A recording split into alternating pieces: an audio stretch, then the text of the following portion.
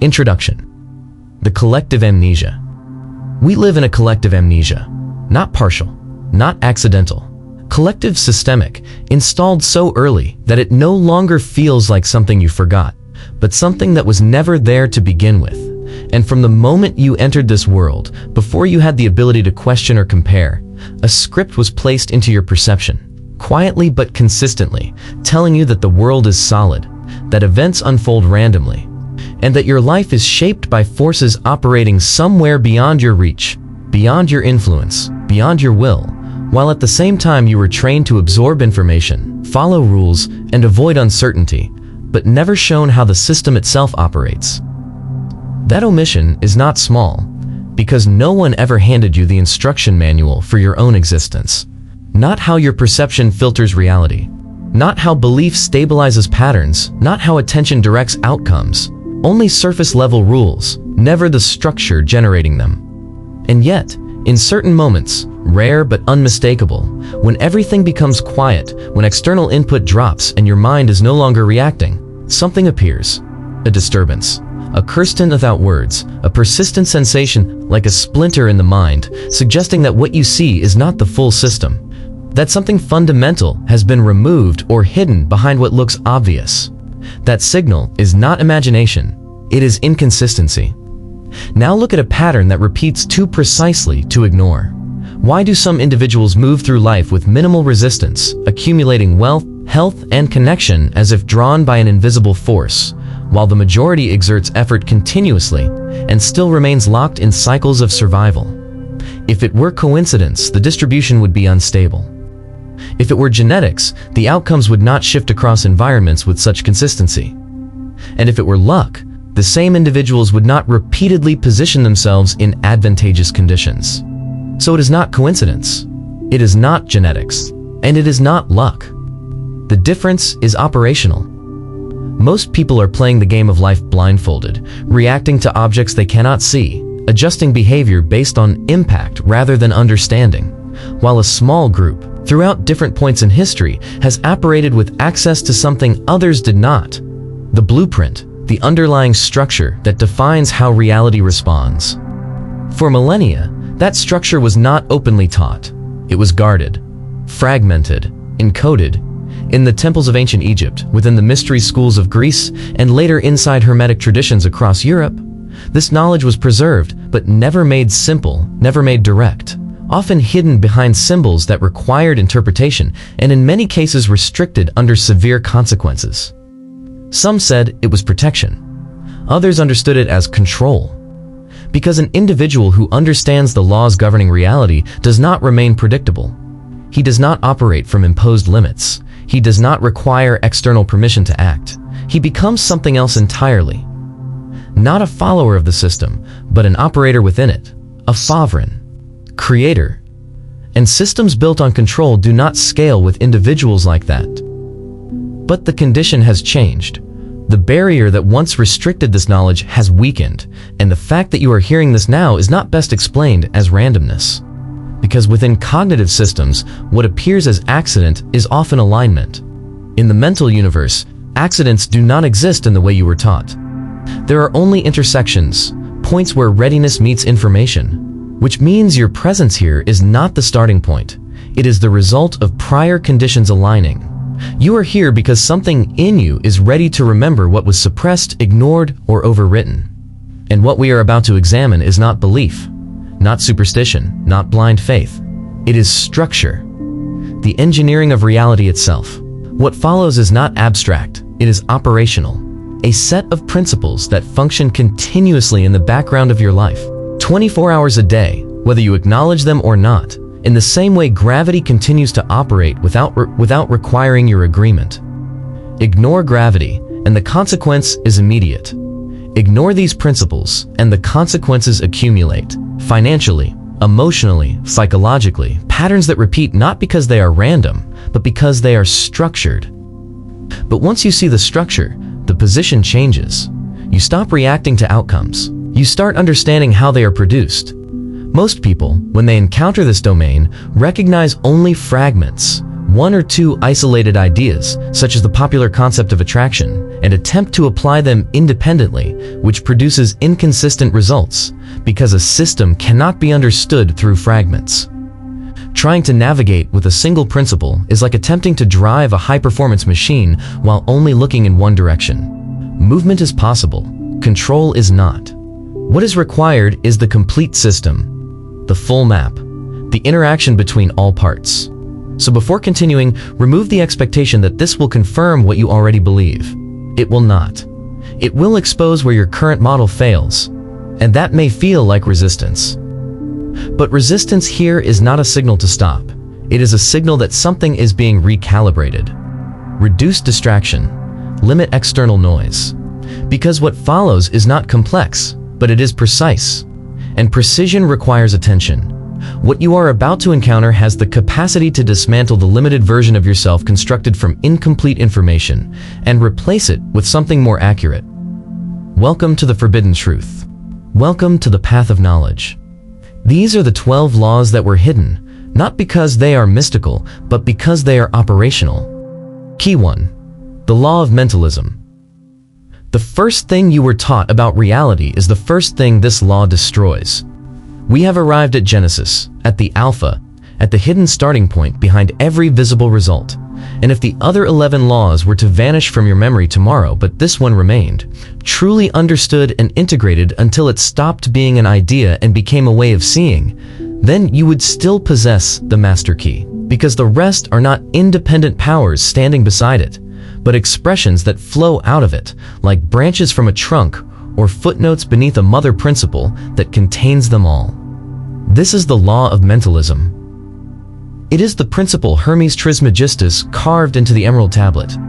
It is the same truth Jesus protected inside in parables rather than handing to the crowd in plain language. And it is the conclusion modern quantum physics keeps circling, touching, then pulling away from. Because to say it clearly would shake the entire mythology of material certainty on which modern thought still rests. Its axiom is disarmingly simple, but its implications are brutal for the ego and liberating for the soul. The all is mind. The universe is mental. Pause there, because this is exactly where most people fail. They hear a sentence like that and file it away beside motivational slogans, pleasant but harmless. And in doing so, they miss the violence of what it actually says. Because if the universe is mental, then matter, as you have been taught to think of it, is not primary, not fixed, not independent, and not ultimate. The chair under your body, the money in your pocket, the body you call yours, the mountains, the oceans, the stars above your head, none of them are solid things existing in the way you were trained to imagine them. They are condensed thought, mental energy slowed and patterned until it becomes visible, tangible, measurable, until your 5 senses can register it and your mind can call it real. We live beneath the oldest illusion ever institutionalized, the illusion of objectivity. You were taught that there is a hard external world out there, complete in itself, hostile at times, indifferent at best, and that you are a fragile being locked in here, somewhere behind your eyes, trying to survive inside a structure you did not build and cannot influence. But the law of mentalism takes that equation, flips it over, and leaves your old certainty face down on the floor. You are not in the world. The world is in you. The universe is not a warehouse full of objects. It is an immense field of consciousness. And you are a focal point within that field where mind meets itself, where awareness holds inward and experiences its own creation. To grasp this without drifting into abstraction, hold a simpler image. Imagine you are sitting in a movie theater and on the screen you see war, poverty, humiliation, pain, everything you do not want, and because you do not understand the mechanism, you leap from your seat and run toward the screen, shouting at the characters, pressing money against the image to stop the poverty, trying with all your force to repair what appears in front of you. But nothing changes because the screen is not the cause. It is the effect. It receives. It displays. It reflects. If you want a different film, you do not argue with the image. You go to the projection booth, remove the reel that is running, and replace it with another one. That is the law in practical form. All your life, you have been fighting with the screen. You have argued with results, reacted to appearances, panicked at circumstances, worshipped symptoms, feared reflections, and tried to rearrange the projection while ignoring the source that throws it there. But the law of mentalism says something much more demanding than comfort spirituality ever dares to say. You are the projector. Your conscious mind is the lens through which direction is set. Your subconscious mind is the lamp, the living light that powers the image. And your beliefs, your dominant thoughts, your habitual emotional patterns are the real itself. What you call physical reality is the screen. It is mental residue. It is delayed evidence. If your bank account is empty today, that emptiness did not begin today, somewhere months or years earlier. You inserted a film that said, "I am not enough. There is never enough. I will lose it anyway." And the screen has simply remained loyal to the turn it was given. That is why physical reality always appears with a delay. It is an echo. What you are seeing now is yesterday made visible. Which means worrying obsessively about current circumstances is not wisdom. It is confusion at the level of cause and effect. If the future is to change, the screen cannot be your obsession. The film must be. At this point, the logical mind usually interrupts with the same protest it always uses when a deeper structure threatens its authority. This sounds like fantasy. If I hit the table, it hurts. If I lose money, the loss is real. If the body suffers, the suffering is not imagination. Fine. Then leave poetry aside for a moment and look at where science itself became unstable. When physicists began looking inside the atom, they expected to find hard particles, tiny solid units of matter from which larger matter was built. Instead, they found almost nothing that looked like solidity at all. They found space, energy, probability, and then something even more unsettling. At the subatomic level, particles did not behave like fixed objects until observation entered the scene. The double-slit experiment is famous precisely because it will not leave materialism in peace. When not observed, the electron behaves like a wave, a field of potential, a spread of possibilities. When observed, it behaves like a particle, something localized, measurable, apparently solid. The implication is not small. Observation is not passive. The observer is not separate from the event. Without observation, what exists is not a fixed universe of objects, but a sea of probabilities awaiting collapse into form.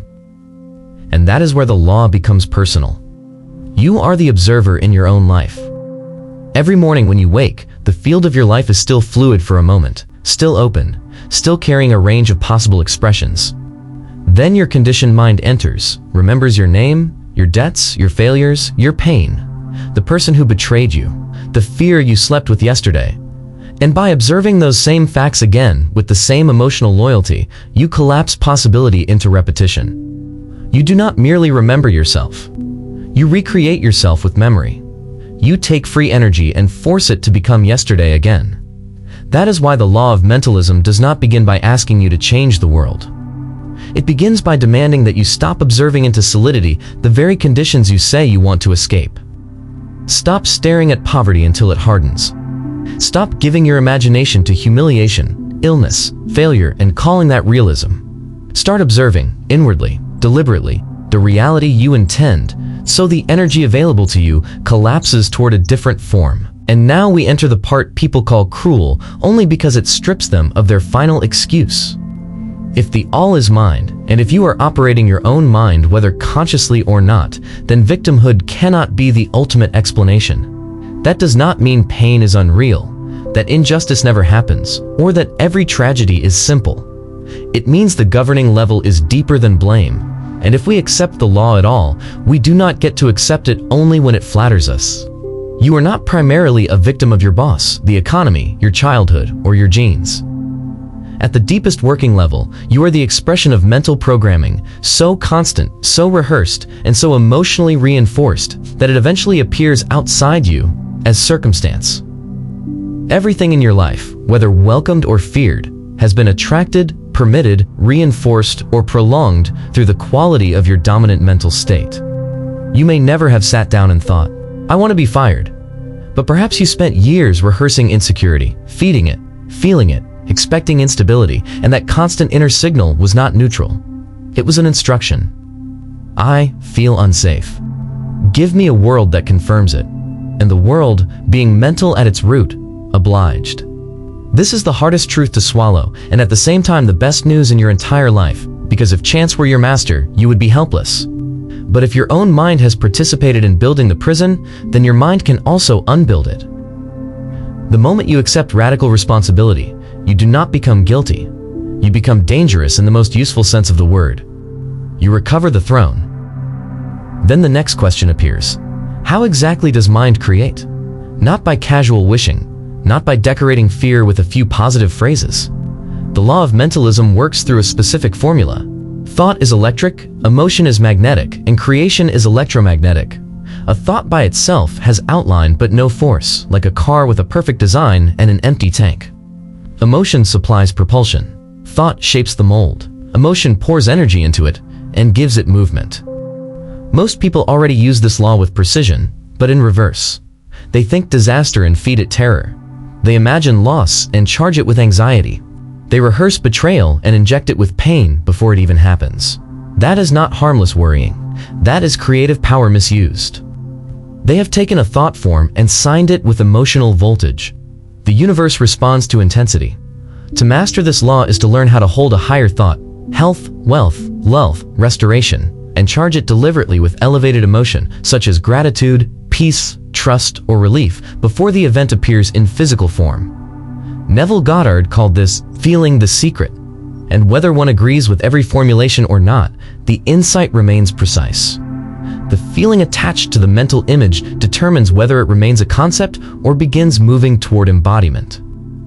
Then comes the objection everyone asks sooner or later. If the law is real, why does a Ferrari not appear in the garage the second I imagine it? Because the physical plane is dense. In the mental plane, formation is immediate. In the physical plane, manifestation requires sequence, organization, timing, contact, movement, assembly. A seed does not become a tree because you shouted at the soil. An embryo does not become a child in an afternoon because you approved the idea. The mental imprint begins instantly, but matter unfolds by stages. The deeper problem is that most people never allow the process to finish. They plant on Monday and dig up on Wednesday. They hold the image of wealth for a morning, see no evidence by evening, become frustrated, declare the process false, and in that moment throw away the original seed and plant a new one. This does not work. Nothing changes for me. I knew it would fail. The law does not punish them. It reflects them. Mentalism requires persistence. It requires the ability to hold the unseen image steady while the senses report the old world. Faith, in this sense, is not religious sentimentality. It is loyalty to an unseen mental reality before the screen has updated. If you can maintain the inner state while the outer condition still contradicts it, then the outer condition eventually has to reorganize around the stronger pattern. The law only seems to fail when the operator abandons the process. Take an ordinary example. A person decides to get healthy, begins eating well, then every 2 hours returns to rotten food from the trash. No one would call that a mystery when the body fails to change. Yet this is exactly how most people treat the mind. They speak one clean thought in the morning, then spend the rest of the day consuming panic, gossip, grievance, humiliation, and mental junk, and then wonder why the inner atmosphere remains polluted. If the all is mind, then the mind is not a hallway anyone may enter carrying garbage. It is a temple, and a temple with broken gates does not remain sacred for long. A strict mental diet is not extremism, it is hygiene. It means becoming a deliberate guardian of what enters, what stays, and what is given emotional permission to root. Every thought is an investment. Every repeated story is a seed. Every image you revisit with feeling is a command disguised as a moment. Mastery of mentalism means you do not indulge a destructive thought for long enough to let it establish itself. You detect it, interrupt it, and replace it before it becomes a climate. At first, this feels exhausting, like taming a wild horse that has learned for years to run wherever fear points it. But once the horse recognizes a rider strong enough to guide it, the same force that used to drag you becomes the force that carries you. Within this law, 2 levels must be distinguished: the conscious and the subconscious. The conscious mind is the captain. It decides direction. The subconscious is the crew, the engines, the unseen machinery that carries out orders without debate. The captain does not need to know how every engine part works. He only needs to issue a clear command and maintain the course. The tragedy of most lives is that the captain is frightened, contradictory, intoxicated by appearances, constantly shouting, "We are going to sink." And the crew, which does not argue, responds exactly as designed. Then we will sink. The law of mentalism teaches sobriety at the level of command. Your job is not to know every step of how money will come, how healing will occur, how the connection will appear, how the route will unfold. That belongs to the machinery of life, to the deeper organizing intelligence, to what older traditions called the universal mind. Your work is to give the clear order and hold it, to feel the state, to stay with it, to stop sabotaging it with second-by-second contradiction. And then the highest implication appears. If the universe is mental, then matter is malleable. What history later called miracles may not have been violations of physics at all, but master-level applications of a deeper law than the observer believed possible. Those who produced extraordinary outcomes understood something the average mind does not. Matter is not as solid as it looks. It is energy arranged under expectation, and when expectation changes at a sufficiently deep level, arrangement follows. That same principle applies to the body. Your body is not merely a machine of flesh. It is one of the closest and most obedient reflections of your mind. Every cell lives inside your chemistry. Yes, but that chemistry is constantly influenced by perception, interpretation, expectation, and belief. The placebo effect remains one of the cleanest scientific demonstrations of this principle. A person takes a sugar pill, believes healing has begun, and measurable change follows. The pill did not heal the body. The mind did. The mind healed the body because the mind had been building the body all along. And once that is seen clearly, the old question begins to die. The question is no longer whether reality can change. The real question is whether you are finally willing to stop worshiping the screen long enough to take responsibility for the projector. Key 2. The law of correspondence. If the first law, mentalism, established that you are the creator, then this second law explains the architecture of that creation, the way it arranges itself across every level of your life. And for that reason, it is one of the most difficult laws for the human ego to accept, because it destroys the comfort of complaint. It strips excuses of their authority, and it places you in front of a mirror so exact that there is nowhere left to hide. This is the law of correspondence. Hermes Trismegistus, the thrice great, preserved it in one of the most repeated and least understood formulas in esoteric thought. As above, so below. As within, so without. People recite the phrase as if repetition itself were understanding. But this small line contains a devastating key, because if you understand it correctly, much of what appears chaotic in your life stops looking chaotic at all and begins to reveal itself as pattern, reflection, and exact correspondence. Reality is not disconnected. It is not random. It is not a pile of unrelated events colliding by accident. It behaves more like a fractal hologram, where the small contains the pattern of the large, where one level reflects another, and where the same structure repeats across scale. In a hologram, even a tiny fragment still carries the information of the whole image. And in the same way, the small details of your life are not separate from the larger design of your being, but precise expressions of it. What happens in the farthest galaxy follows patterns not alien to what happens inside the atom. And what matters most here is not the astronomy of that idea, but the personal implication. What occurs in your outer world is not independent from your inner world, but corresponds to it with remarkable fidelity. Imagine that you sit at a computer and write a document full of spelling errors, false numbers, and broken sentences. Then you press print, and the printer produces a page that carries every one of those errors onto paper. You look at the sheet, get angry, rub at the ink, curse the printer, buy better paper, replace the machine, and print again. What comes out? The same document, carrying the same mistakes, because the problem was never in the printer. It was in the file. That is how most people live. They try to repair the printed page while refusing to revise the original document. They fight conditions, chase symptoms, blame circumstances, and pour energy into changing the visible surface, while the pattern generating that surface remains untouched. The law of correspondence states this with brutal simplicity. The outer world is not the source. It is the report. It is the printout of the inner file. If your financial life is disorder, then somewhere within there is a corresponding disorder in your thinking about value, security, worthiness, or capacity. The outer world does not act from independent will. It does not improvise. Its function is correspondence. Now take the first half of the axiom, as above, so below. This refers to the relationship between levels of reality, between cause and effect, between what is formed in the unseen and what eventually appears in the visible. What takes shape in the higher plane of thought and feeling must by law move downward into form, just as an apple released from the hand must answer to gravity. If intense fear is released into the mind and sustained there, it does not remain abstract. It condenses, organizes, and begins to seek its physical counterpart.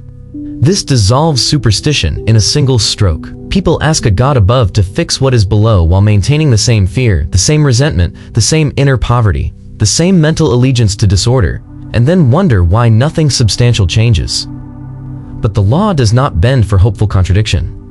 If the below is to change, the above must change first. Cause must be revised before effect can reorganize. Then comes the second half, and this is where the law becomes painfully intimate. As within, so without. Picture the simplest possible scene. You wake in the morning, walk to the mirror, and see a dirty face and disordered hair staring back at you. You do not wash the glass. You do not comb the reflection. You understand instinctively that the mirror has no independent life, no private will, no power to originate what it shows. If you want a different reflection, you do not attack the image. You change yourself. Apply that to your life. Apply it to your boss, your partner, your bank account, your conflicts, your repeated disappointments. They are not the primary cause. They are the mirror. If your boss humiliates you, the law of correspondence asks a question the ego hates. Where, within yourself, are you accepting humiliation, rehearsing self-disrespect, or speaking to yourself in a tone no sane person should tolerate? The universe does not make these reflections for entertainment. It reflects what stands before it. The moment the inner pattern changes, the mirror must answer. Either the boss changes, or the job collapses and another opens, or the relationship reorganizes, or the old structure leaves your life altogether, because a mirror cannot continue reflecting an image no longer present before it. Carl Jung touched this law through the language of shadow. He understood that what disturbs us in others is rarely just about them. It is often an encounter with something disowned, repressed, or unintegrated in ourselves. If someone's arrogance ignites you, perhaps arrogance is not absent from you, but buried in another form. If you fall in love with someone's courage, perhaps it is because that same courage is dormant inside you, waiting for recognition. We recognize in the world what already exists as pattern in us. The world becomes, in that sense, a vast psychological test, not unlike a Rorschach image, revealing not simply what is there, but who is looking. We do not see things as they are. We see them as we are. A fearful person reads danger into neutral space. A loving person sees openings where another sees threat. The outer world becomes evidence submitted in favor of the inner state, again and again, until the state itself changes. The body is the nearest portion of this outer world, and for that reason it is one of the most faithful correspondents of the inner condition. Illness, from this view, is not always a random malfunction, but often a meaningful response, a correspondence between unprocessed internal patterns and physical expression. Conventional medicine may treat the printed page, and often it must, but metaphysical inquiry asks what was written into the file. The stomach, for example, can be read symbolically as the organ of digestion, not only of food, but of life itself. When the stomach is in distress, the deeper question sometimes becomes, what in life can I not stomach? What am I swallowing but not processing? The throat corresponds to expression. What truth is being held back? The back corresponds to support. What burden feels unsupported? Your biology begins to read like biography. Cells do not merely respond to chemicals in isolation, they respond to the total environment in which those chemicals are produced. And that environment includes thoughts, expectations, self-talk, interpretation, chronic stress, and emotional climate. Spend day after day repeating inwardly, I can't carry this, and eventually the body may begin to obey the sentence. The same law applies to wealth. Money is not merely an object hunted in the outer world. It is also an effect corresponding to an inner relationship with value, sufficiency, and abundance. Many people claim they want wealth, but internally they maintain a consciousness built on suspicion, guilt, resentment, or deficiency. They say money corrupts, rich people are thieves, success belongs to others, and then wonder why their outer world corresponds to lack. Even when sudden fortune appears, such as through inheritance or lottery, it often vanishes because the system seeks correspondence. The mirror corrects itself. A poor internal structure cannot hold a rich external form for long. And the reverse is just as telling. Take everything from a true builder of wealth, and in time he often rebuilds, not because luck repeatedly favors him, but because the internal state that generated abundance remains intact. The without has to answer the within. Then comes the question that inevitably follows. If the law is so exact, why does change not happen instantly? Because matter has inertia. Imagine a massive ship moving across the sea. You turn the rudder, and the direction has already changed at the level of command, but the ship does not snap 90 degrees in a second. For a while, the old scenery remains in front of you, even though the course is no longer the same. Most people panic in that interval. They look at the unchanged horizon, conclude that nothing happened, and release the rudder. The master does the opposite. He understands delay. He knows that if the inner direction is real, the outer reorientation is inevitable. Patience, in this sense, is not passive waiting. It is knowledge of gestation time. Now look at something ordinary and immediate. Look at your room. Look at your car. Look at your desk. Are they ordered or are they chaotic? Jordan Peterson became famous for saying, "Clean your room," and many took it as common sense discipline. But there is a metaphysical truth inside it. A chaotic environment often corresponds to a chaotic mind, and the relationship runs both ways. Inner confusion produces outer disorder, and outer disorder feeds inner confusion right back. Order one and you begin influencing the other. This is why physical action can become reverse engineering. Clean the room. Throw out what is dead weight. Rearrange what suffocates the space. Create visible order, and you send a signal inward as well as outward.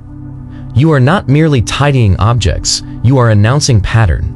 You are saying, without needing to say it aloud, that disorder is no longer the atmosphere you authorize. The law of correspondence gives you a diagnostic tool of enormous precision. You do not always need someone to hypnotize you or decode your childhood to discover your limiting beliefs. Often your life is already speaking plainly. Are you repeatedly abandoned? There may be an internal script of abandonment running beneath your choices. Does money keep disappearing? There may be a deeper belief that wealth is unsafe, temporary, or undeserved. Are you always exhausted? Perhaps some part of you is resisting life itself. The symptom is not there to insult you. It is there to reveal the file. Do not waste energy hating the symptom. Read it. It is telling you where the work must begin. And now the phrase opens one level higher. As above, so below also means that you are a microcosm of the macrocosm. The universe is not merely around you a spectacle. Its structure exists in potential within you. You are not a drop pleading with the ocean. You are the ocean expressing itself through a drop. The intelligence that organizes galaxies is not foreign to you. It is coded in seed form into your own existence. Your inner world is a small cosmos. Your thoughts move like solar systems. Your states of being govern climates. Your decisions become laws within the territory of your own life. Once that is seen, begging begins to look irrational. You stop relating to life as if you were a trespasser asking permission from a world that belongs to someone else, and begin to understand that within your own microcosm, you hold the right to decree, to reorder, and to become internally what you are waiting to see externally. Because the mirror was never the authority, it was only the witness. Key 3. The law of vibration. Reality is not still for a single second, and neither are you. Nikola Tesla did not leave vague inspiration, he left instruction. If you want to understand the universe, think in terms of energy, frequency, and vibration. Not matter, not luck, not coincidence. Because what you call things are only appearances of movement, slowed down enough for your senses to register them. This is the law of vibration. Nothing rests, everything moves. Everything vibrates. Your hand looks solid, the table feels hard, the ground seems stable. But that is a sensory shortcut, not the structure of reality. If you could look beyond your perception and observe your hand at the atomic level, you would not find flesh as you imagine it, but systems within systems, molecules, then atoms, then particles in constant motion, electrons moving at speeds that erase the idea of stillness entirely, and between them, vast spaces filled not with emptiness, but with energy and continuous fluctuation. What you call solidity is organized vibration. You are not a fixed body. You are a dynamic field, a coordinated orchestra of frequencies held together by pattern. The chair does not stop you because it is fundamentally solid. It stops you because its vibratory structure interacts with yours in a way that prevents overlap, like opposing magnetic fields maintaining distance. Once that is clear, the next implication is unavoidable. If everything is vibration, then difference is not substance, it is speed. Ice, water, and steam are not different materials. They are the same structure expressed at different vibratory rates. Increases the speed, the structure changes. Increase it again, and it becomes something that behaves entirely differently. The same principle extends beyond physics into your lived experience. The difference between states, poverty and wealth, sickness and vitality, stagnation and expansion, is not random distribution. It is difference in pattern, in frequency, in internal movement. Change the pattern, and the state reorganizes. To understand this without abstraction, use a system you already trust. Radio. Right now, the space around you is saturated with signals, music, conversations, data streams, yet you perceive almost none of them, not because they are absent, but because you are not tuned to receive them. The signal exists independently of your awareness. What you experience depends entirely on what your receiver is set to decode. Your mind and body function the same way. You are constantly transmitting a signal, and that signal is not what you say. It is what you consistently think and feel. Thoughts provide structure. Emotions provide intensity. Together they generate a frequency that determines what you align with.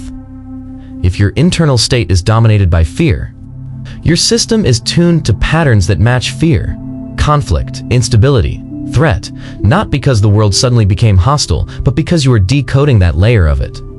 You may say you do not want those experiences, but preference does not override frequency. As long as the dial stays in the same position, the output remains consistent. You can argue with the radio. The music will not change. The law of attraction is not the cause here. It is the organizer. It ensures you receive what matches your signal. The law of vibration is the signal itself. Without changing it, nothing fundamental changes in what you experience. So the question becomes precise. How do you change frequency? Not by forcing thoughts in isolation. Creation follows a structure. Thought initiates, emotion amplifies. A thought without emotional charge is weak. It does not move anything. But a thought reinforced with strong emotion becomes directive. It imprints. Most people already use this mechanism with accuracy, but in the wrong direction. They imagine loss and attach fear. They anticipate failure and inject anxiety. They rehearse conflict and feed it anger. That combination is not passive. It is instruction. The system responds to intensity, not intention, which is why unwanted outcomes often appear with such consistency. To reverse this, you do not hope for a different result. You stabilize a different pattern. You hold a thought aligned with the state you want, and you reinforce it with corresponding emotion before any external evidence appears. Not after. Before. This is where most people fail, not because the principle is wrong, but because they abandon it too early. The physical layer is dense. It has inertia. Change at the level of pattern does not instantly appear as change in form. There is delay, just as there is delay between planting a seed and seeing a tree. But most people plant, wait briefly, see nothing, and then reverse the process. Doubt, frustration, withdrawal, effectively canceling what they initiated. The system does not resist them, it reflects them. Then comes a principle that explains attraction with precision. Resonance. If two systems share a frequency, they interact. If they do not, they pass through each other without effect. Strike a note on one instrument, and another tune to the same note begins to vibrate. Not because it was touched, but because it matches. This is not metaphor. It is physics. Apply it to your life. If your internal state is structured around insecurity, you do not randomly encounter dominance. You align with it. If your state is built on conflict, you do not accidentally find opposition. You resonate with it. You are not simply observing the world. You are participating in selecting which part of it becomes real for you. And then there is entrainings. When multiple systems interact, the stronger, more stable pattern influences the weaker one until they synchronize. This is why environments matter. Enter a chaotic system, and unless your internal state is stable, it begins to pull you into its rhythm. But the inverse is also true. A stable system can influence unstable ones. This is not personality. It is pattern strength. Now apply it to something measurable. Wealth. If your internal pattern is built on tension, fear of loss, resentment toward money, or contradiction about value, then your system is not aligned with accumulation or stability. Even if resources appear, they tend to dissipate because the internal pattern cannot sustain them. This is observable. Sudden wealth without structural alignment rarely persists. The system corrects. On the other hand, individuals with stable internal patterns, clarity, discipline, long-term orientation, tend to rebuild even after loss, because the pattern generating the result remains intact. The pattern precedes the outcome. And once again, there is delay. Change direction internally, and the external field takes time to reorganize. Most people misread that delay as failure and return to old patterns, reinforcing the very state they claim to want to leave. Understanding the delay is not optional. It is part of the law. Then comes input. You are not only shaped by what you think, you are shaped by what you repeatedly expose yourself to. Information, conversation, environment, each carries pattern. Continuous exposure reinforces alignment. A system fed with conflicting inputs cannot stabilize into a new state. Consistency is not discipline, it is structure. And finally, a necessary correction. This law does not require you to deny your current state. Suppressing emotion does not raise frequency. It freezes it. What is frozen does not disappear, it accumulates. Movement is required. Acknowledging a state, allowing it to move, and then shifting pattern is different from pretending it is not there. Emotion is energy in motion. When it moves, it resolves. When it is resisted, it compounds. Which brings everything back to a single point. Your experience is not built from fixed objects. It is built from patterns of movement. And once that is clear, the question changes completely. Not, why is this happening? But what am I consistently transmitting that makes this the most stable result? Key 4. The law of polarity, mental alchemy. The greatest mistake you make about your problems is believing they are separate from their solutions. If you have ever asked how certain individuals remain calm inside chaos, or how they convert loss into leverage, then the answer is not personality, not repression, not blind resilience. It is structural understanding. They are applying a law most people ignore. Hermes Trismegistus encoded it in a single principle. Everything is dual. Everything has poles. Everything has its pair of opposites. Like and unlike are the same in nature, differing only in degree, and when pushed far enough, extremes begin to meet. This is the law of polarity, and it dismantles a core illusion. You were taught that opposites are in conflict, good versus evil, success versus failure, light versus darkness. But the law states something more precise. They are not enemies, they are positions on the same scale. They are the same thing, expressed differently. That means movement is possible, not by destruction, but by shift. To understand this without abstraction, take a simple system, a thermometer. Ask a direct question. Where exactly does cold end and heat begin? There is no exact line. 10 degrees feels warm to one person and freezing to another. The labels change, but the structure does not. There is only temperature, moving across a scale. Cold is not a separate force you can remove. It is simply a lower level of heat. You do not eliminate cold, you increase heat. And as the level rises, what you called cold disappears. Not because it was defeated, but because it was transformed. The same structure governs your mind. Fear and courage are not different substances. They are the same energy, positioned differently. Fear is expectation directed toward failure. Courage is expectation directed toward response or success. Low degree, high degree. Which means you do not have to destroy fear. You have to raise it. But polarity has boundaries. You can only transform within the same axis. Fear can become confidence. Hatred can become love. But you cannot convert fear into something unrelated, because alchemy only works between poles of the same nature. This is why love and hate are not true opposites. They are intense expressions of the same emotional current. That is why they can switch rapidly. What feels like a sudden reversal is not a transformation across systems, it is a shift along the same line. The true opposite of both is indifference. No charge, no energy, no movement. Where there is hate, there is still power, and power can be redirected. This is where the law becomes useful. If you feel intense negativity toward a situation, poverty, failure, limitation, you are not empty. You are misaligned. The energy is present. The direction is wrong. Shift the direction and the same force becomes propulsion. This is mental alchemy, not suppression, not denial, redirection. Now the application, polarization, the ability to move your internal position along the scale deliberately. Take a concrete case, financial pressure. The default reaction is movement toward the negative pole, fear, contraction, scarcity. Most people stay there, they reinforce it. The alchemist does something else. He does not deny the condition. He identifies the structure. If poverty exists, then wealth exists on the same axis. A stick cannot have one end. If you're holding one side, the other is attached. The task is not to fight the current position. It is to move. Attention shifts first, from problem to possibility, from collapse to solution. Small movement at first, then more. And as the internal position changes, the external begins to follow. Because structure reorganizes around position, which leads to a principle most people ignore. The problem contains the solution, not metaphorically, structurally. They exist together. You cannot have a question without the potential for an answer. You cannot have pressure without the potential for release. They are born as a pair. The larger the problem, the larger the corresponding solution.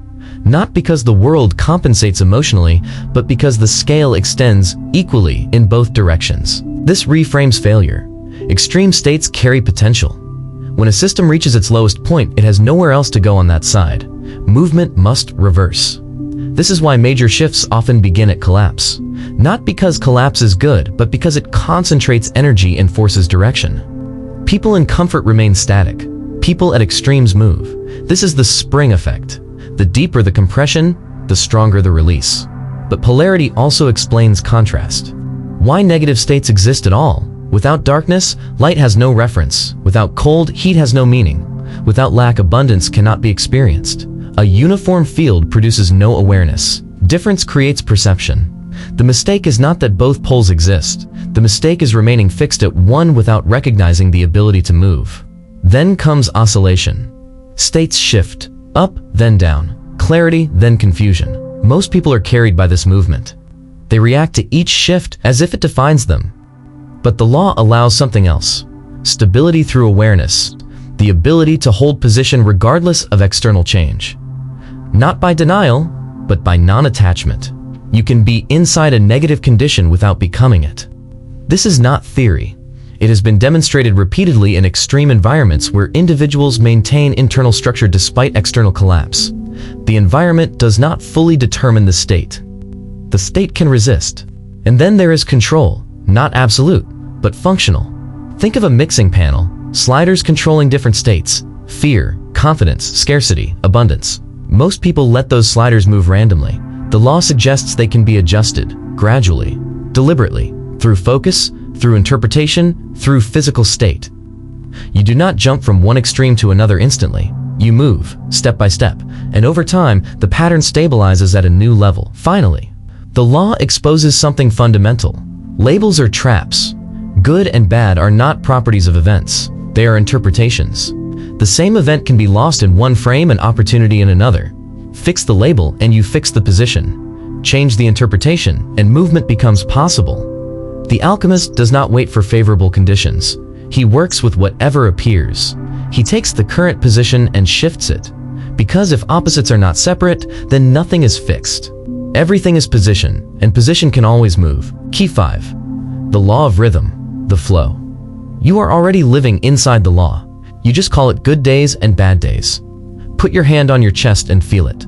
A beat, then silence. A contraction, then release. Your breath enters, your breath leaves, and no matter how much you try, you cannot inhale forever because life itself requires the opposite movement to continue. Look at the sky, and you see the same pattern. The sun rises and sets, the moon grows and fades, tides advance and retreat. Nothing holds one direction for long. This is the law of rhythm. Everything flows and reflows. Everything has its periods of advance and retreat. Everything rises and falls. The movement is not random. It is structured, like a pendulum that swings with precision, where the distance it travels in one direction determines the distance it must travel in the other. Rhythm is compensation. The problem is not the law. The problem is the belief that it should not exist. Most people suffer not because life moves, but because they expect it to stay still. They expect happiness to remain constant, growth to be linear, success to rise without interruption. And when the natural downswing arrives, they interpret it as failure instead of recognizing it as phase. There is no straight upward line in nature. The idea of infinite, uninterrupted growth is not ambition. It is denial of structure, and denial produces friction. The law of rhythm does not exist to punish you. It exists to free you from unrealistic expectations. Once you understand it, you stop fighting the tide and start working with it. You stop demanding permanence from what is designed to move. The clearest image is the pendulum. Imagine pushing a swing as hard as possible toward expansion, success, excitement, intensity, and by simple physical law, that same swing must return in the opposite direction with proportional force. The higher the rise, the deeper the fall. This is not emotional language. It is balance, which explains patterns most people misunderstand. Extreme euphoria is often followed by emptiness. Sudden wealth is often followed by collapse. Intense relationships built on explosive emotion often decay into equally intense conflict. The amplitude determines the return. Nature seeks equilibrium. The further you move from center, the stronger the pullback. This is why the master does not chase extremes. He looks for stability. Peace is not a lack of joy, it is controlled amplitude. At the center, the pendulum still moves, but the movement is minimal. There is no violent swing. Joy becomes steady instead of explosive. Now extend this beyond moments into time. Everything moves in cycles: birth, growth, peak, decline, rest, and renewal. This applies to your body, your work, your relationships, your energy, entire economies, even civilizations. The mistake modern thinking makes is trying to live permanently in summer, always growing, always expanding, always producing more than before. But winter is not failure. Winter is necessary. It is rest.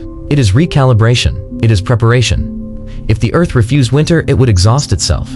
If you refuse your own cycles, you do the same.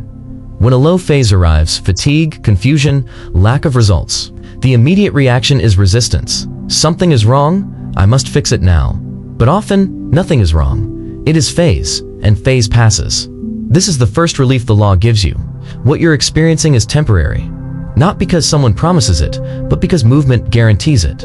What matters is how you use each phase.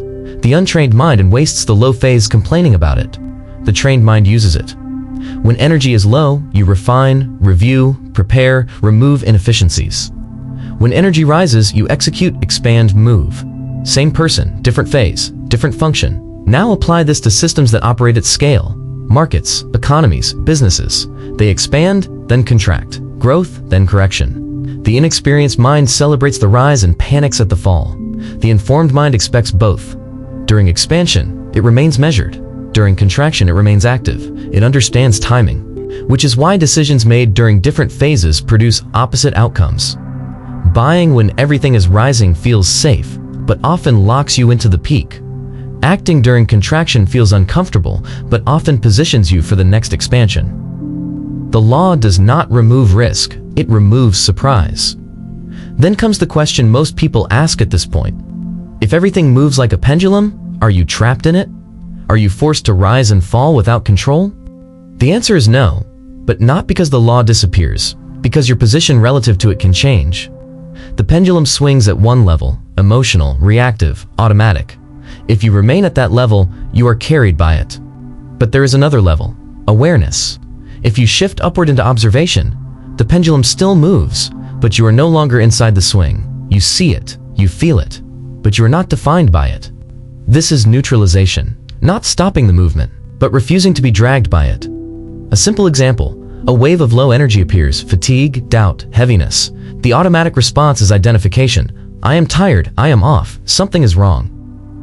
Neutralization changes the frame. This is a downward phase passing through. Same experience, different relationship. You let it move without reinforcing it. Over time, this creates stability. The movement continues, but your center does not. There is an old phrase attributed to King Solomon: "This too shall pass." It is not poetic comfort. It is a direct expression of the law. When you are at the peak, it prevents overconfidence. When you are at the bottom, it prevents collapse. Nothing holds. Not success, not failure, not pain, not pleasure. Everything moves. Now bring it closer to something personal. Relationships. They do not remain at constant intensity. There is approach, then distance. Connection, then space. Without understanding rhythm, this becomes conflict. One person seeks closeness while the other pulls away, and the movement is misinterpreted as rejection. But often, it is phase. Force it, and you break the system. Respect it, and it resets naturally. The same applies internally. There will be moments of clarity and moments where everything feels uncertain. Moments of direction and moments of doubt. This is not evidence of failure. It is part of the movement required for depth. Even in long-term development, there are phases where progress feels invisible. These are often the phases where restructuring is happening beneath the surface. If you quit there, you interrupt the cycle. If you continue, the next rise is stronger, which leads to the most practical adaptation of this law: consistency. If you act only when the upward phase appears, when motivation is high, when conditions feel right, then your output will mirror the pendulum. Irregular, unstable. But if you maintain action regardless of phase, you introduce a second rhythm, one you control. This does not eliminate natural cycles. It overlays them. It creates continuity inside fluctuation. A professional does not wait for the right feeling. They work through it. And over time, that consistency reduces the impact of the swing. You become less dependent on how you feel, more anchored in what you do, which changes everything. Because once you stop expecting stillness from a system designed to move, you stop interpreting movement as failure. You start reading it as timing. And when you can read the movement, you can use it. Not control it completely, but stop being controlled by it. Key 6. The law of cause and effect, karma. There is no such thing as luck, only causes you refuse to see. This is the law that erases the last illusion protecting the ego, the law that removes the idea of randomness and replaces it with something far more demanding: structure, precision, inevitability. Every cause produces its effect. Every effect comes from a cause. Everything happens according to law. Chance is only a name you give to what you do not understand. Nothing escapes this. Not a single event. There is no accident, no break in the system, no miracle in the sense of something violating the order of existence.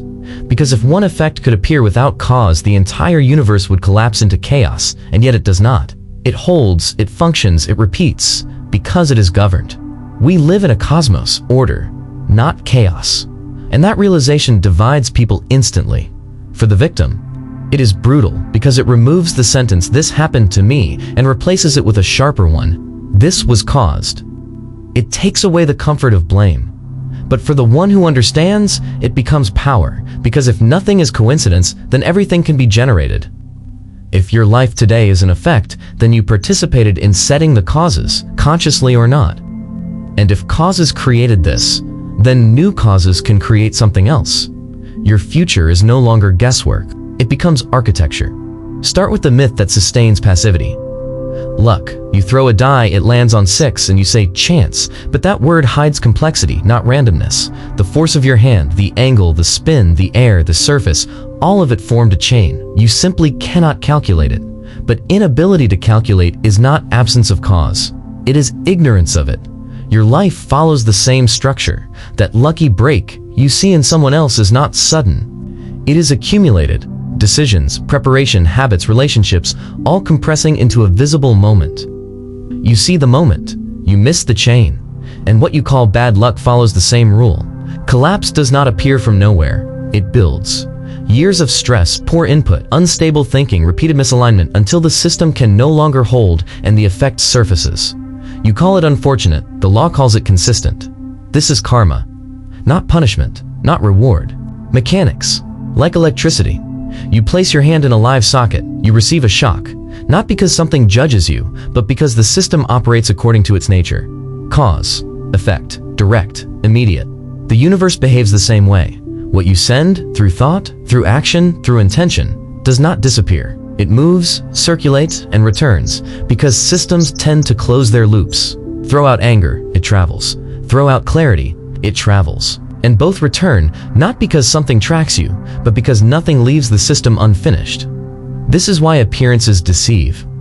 A person may behave well externally, yet maintain internal patterns of fear, resentment, or instability, and the law does not separate the two. It responds to the full signal, not the mask, the structure.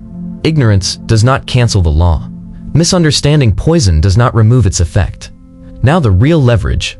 Where do causes begin? Most people try to change life at the level of effects. More work, more action, more movement. But that is surface. It works slowly, and it exhausts them because the deeper causes remain untouched. The primary cause is mental. Everything physical began as a thought. The object you hold was once an idea. The conflict you face existed first in the mind. The breakdown you experience began as a pattern before it became a result. Thought is the origin. But not isolated thought, repeated thought, charged with emotion. That combination becomes directive. It shapes perception, filters choices, organizes behavior, and over time produces outcomes that match it. If you repeat, "I am not enough" with emotional weight, the system does not argue, it aligns. It arranges situations, reactions, and results that confirm it. The law is exact. Change the cause, and the effect must change. But not immediately. There is delay. This is where most people lose faith. A seed is planted, and nothing appears on the surface, yet the process has already begun underground. If you dig it up because you see nothing, you kill the result. The same mistake repeats. You introduce a new cause, then demand immediate evidence. When none appears, you revert, and the old pattern takes over again. The delay is not failure. It is structure. Then comes the distinction that defines everything. Most people are effects. They react to circumstances, to people, to the environment. Their state is determined externally. They say, "You made me angry," placing themselves at the end of the chain. The master refuses that position. He becomes cause. He sees the condition, but he decides the response. He does not deny reality. He directs his participation in it. The economy falls, he still creates. Pressure appears, he still moves. He is not moved. He moves. And once you operate from cause, the system changes its relationship to you because you are no longer waiting, you are generating. Now understand scale. Small causes are not small. In complex systems, minor inputs accumulate and amplify. A simple action today may travel through layers of interaction and produce effects far beyond its size. Nothing disappears. Everything compounds. You are always setting something in motion. Finally, precision. Intention. Two people perform the same action, yet the outcomes differ, because the law reads more than behavior. It reads the internal charge behind it. Action combined with intention forms the complete cause. If intention is conflicted, forced, or resentful, that distortion shapes the result. If it is aligned, stable, and clear, it reinforces it. The law does not respond to what you claim. It responds to what you generate. Exactly. Every time. Which leaves you with a single, unavoidable question. Not what is happening to you, but what you are causing right now that cannot fail to return. Key 7. The law of generation. Nothing new enters your life unless two forces agree to create it. This is the law that completes the entire system. Without it, everything you have heard remains theory. Ideas that never take form, intentions that never cross into reality. The Kabbalion states it directly. Generation is everywhere. Everything contains both masculine and feminine principles, and creation manifests on all planes. This is not about gender. It is about mechanics. In every act of creation, two complementary energies are required. One that initiates, one that receives, one that directs, one that develops. Positive and negative create current. Proton and electron form the atom. Father and mother generate life. Remove one, and nothing is born. You carry both within you. Your mind is not singular, it is dual. The masculine principle is the conscious mind, the I. It thinks, analyzes, decides, and directs. It is will. It is the sower. It says, "I choose this." Its movement is direct, electric, focused. The feminine principle is the subconscious, the me. It feels, absorbs, nurtures, and manifests. It is the soil. It is the womb. It says, "This is real." Its movement is receptive, magnetic, generative. Creation begins only when these two unite. A clear intention, masculine, must penetrate a receptive emotional state, feminine. If that union holds, a seed is planted. The subconscious then takes that seed, protects it, shapes it, and after a period of gestation, brings it into form. If the union fails, nothing happens. This explains why most attempts collapse. People operate only from the conscious layer. They declare, repeat, force ideas with willpower. I am successful. I am wealthy. But beneath that, the subconscious remains closed, filled with doubt, fear, or contradiction. The seed is thrown, the ground rejects it. It is like casting grain onto asphalt. No matter how often you repeat the act, nothing grows, because the surface does not receive. A thought without emotional acceptance has no generative power. It is sterile. To create, the conscious mind cannot impose. It must present the idea with enough clarity and coherence that the subconscious accepts it. When the subconscious receives the idea with feeling, certainty, gratitude, alignment, the process begins. That moment is subtle, but exact. From there, the law introduces something most people violate: gestation. Every creation requires time. A seed does not break the surface immediately. It develops in silence, below visibility. The same occurs in the mental plane. Once the idea is accepted, it begins organizing conditions, aligning events, restructuring perception, often without immediate external evidence. This is where most people abort their own creation. They plant the idea, then check the surface for results. Seeing nothing, they conclude failure. That conclusion becomes a new instruction, doubt, and interrupts the process. The seed is removed before it forms. The law of generation requires stability. You do not demand a child in the first month of pregnancy. You understand that life is forming in silence. Your ideas follow the same structure. They require time. They require protection. They require consistency of internal state. Now observe the imbalance. Modern culture pushes the masculine principle to excess, constant action, pressure, effort, producing force without depth. People push reality, trying to impose outcomes, and burn out because there is no internal reception. On the other side, some collapse into pure feminine, endless feeling, imagination, passivity, without direction. Ideas circulate, emotions rise, but nothing stabilizes into form. Both extremes fail. One forces without creating. The other dreams without building. Creation requires balance. The masculine defines direction. The feminine generates reality. When both align, clear intention combined with emotional acceptance, creation becomes inevitable. This is where energy intensifies. Sexual energy is the clearest example. It is the raw force capable of creating biological life. Most dissipate it unconsciously or let it stagnate. But the same energy can be redirected, not suppressed. Redirected. When that intensity is applied to thought, held in focus, and combined with emotion, it amplifies the generative process. The same force that creates life physically can create results mentally. This is not symbolic, it is structural. Then look inward. There are always two voices interacting within you, the one that commands and the one that receives. If the commanding voice becomes harsh, unstable, or inconsistent, the receiving system closes. If the receiving system becomes chaotic or undisciplined, the command has no ground. Internal conflict produces external stagnation.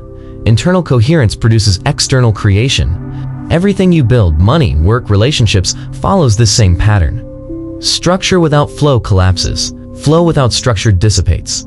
Finally, the purpose of the law becomes clear. You are meant to generate. Creation is not optional. It is function. When you are not building, shaping, or producing something, the energy within you does not disappear. It stagnates. What you call feeling stuck is often unexpressed creation turning inward. Left long enough, it decays. Generation is movement. Life continues through creation. If nothing new is forming within you, the system begins to degrade. Which brings the law back to a simple question. What are you currently generating? Not thinking about, not planning, but actually conceiving and developing. Because whether you are aware of it or not, the process is always active. Something is being planted, something is growing, something is preparing to emerge. The only difference is this: you either chose the seed or you allowed it to be planted without you. Key 8. The law of attraction, key number 8. The one everyone talks about, the one almost everyone misunderstands, and the one that quietly proves every day that wanting is not the same as attracting. This is the law that pulled millions into metaphysics. The promise was simple: visualize, affirm, believe, and reality will comply. But if you are still listening at this point, you already tested that version and saw the gap. The vision board was built, the affirmations were repeated, and nothing of substance moved. So the question becomes inevitable. Was the law false No.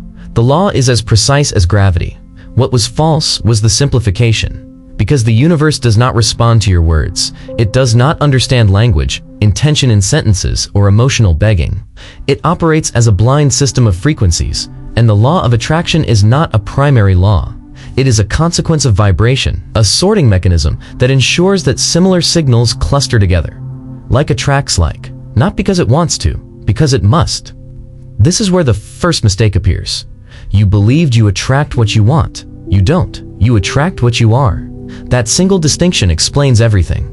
You can want money intensely, write it, repeat it, visualize it, but the state of wanting is the state of not having. The moment you say, I want, you confirm absence.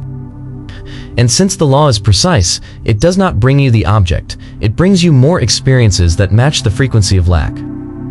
If attraction followed desire alone, those who lack the most would receive the most. They don't.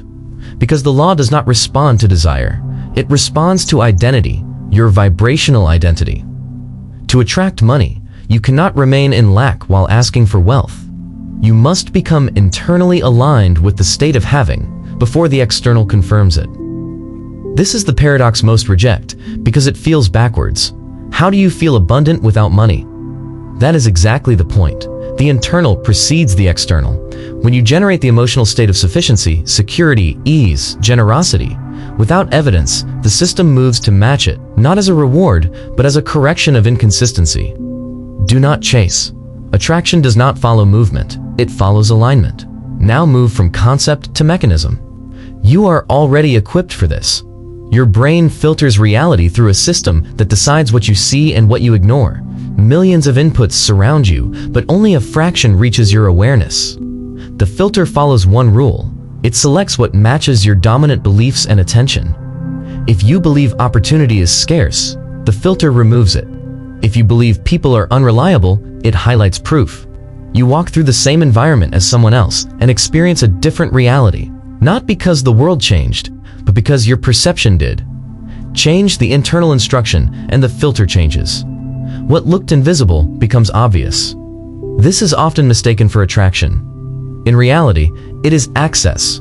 The opportunity was always there. You were not tuned to it. But even this is incomplete without the missing link. Action. This is where the simplified version did the most damage. It suggested that visualization replaces movement. It doesn't. We live in a physical plane. Energy requires channels. There are two types of action. Forced action, driven by fear, pressure, urgency, feels heavy and inefficient.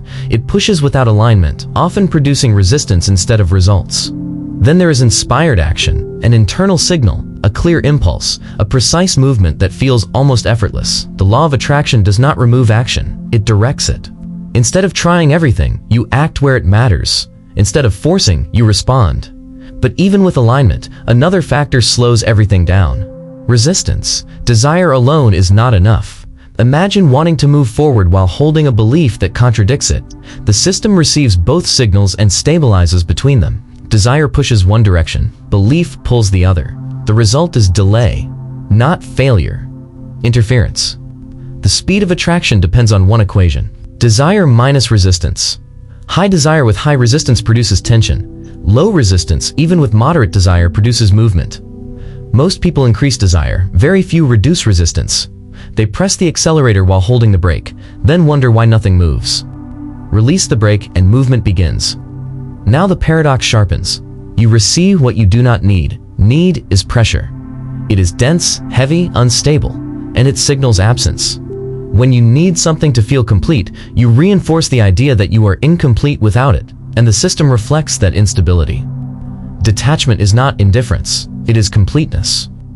I prefer this, but I am already whole. That state attracts. You see it everywhere.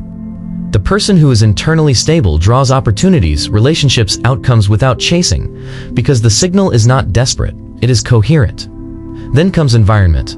Even if you align internally, constant exposure to doubt, negativity, and contradiction weakens the signal. Conversations, media, people, all of it feeds back into your state. This is why silence becomes strategic. Not everything needs to be spoken. A seed grows in darkness. Expose it too early, and it weakens. Protect the process. Strengthen it before you display it. Finally, amplification. Gratitude. Not as performance, but as signal. Gratitude implies receipt. You only say thank you for something that already exists. When you generate that state before the evidence appears, you create a contradiction the system resolves by aligning reality with the feeling. Not because of belief, because of structure. The law of attraction is not magic. It is matching. And once you see that clearly, everything simplifies. You are not attracting what you say you want.